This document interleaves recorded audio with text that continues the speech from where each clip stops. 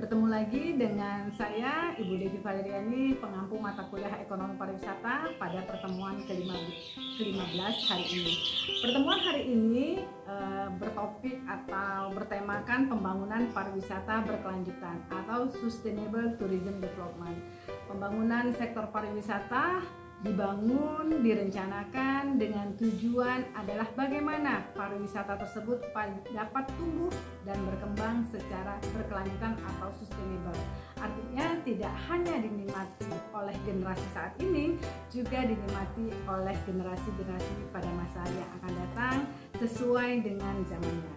Pariwisata berkelanjutan merupakan sebuah konsep pariwisata yang memperhitungkan penuh dampak ekonomi, sosial, dan lingkungan yang untuk memenuhi kebutuhan pariwisata, industri, lingkungan, dan masyarakat setempat.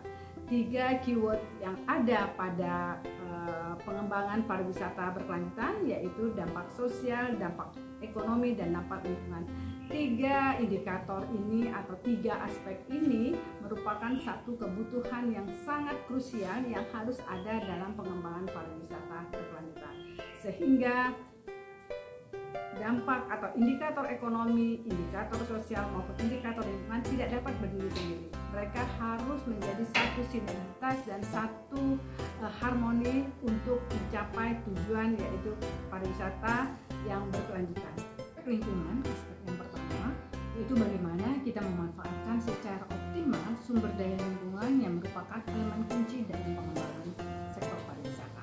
Kita mempertahankan proses ekologi, turut andil dalam melestarikan warisan alam dan keanekaragaman hayati pada sebuah destinasi.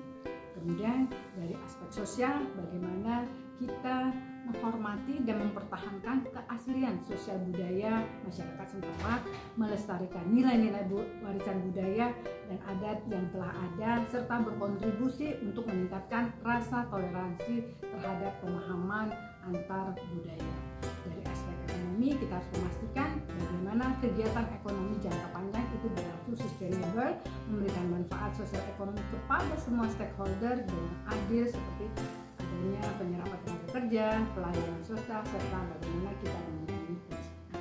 Ketiga aspek tersebut tentunya sudah dapat berlangsung dengan baik, bagaimana itu harus dikolaborasikan dan disinergitaskan sehingga tujuan dari Sustainable Tourism Development dapat tercapai dengan menekankan kepemilikan lokal, menopang kesejahteraan masyarakat, dan mendukung upaya pelestarian lingkungan serta berkontribusi terhadap kelestarian keanekaragaman hayati.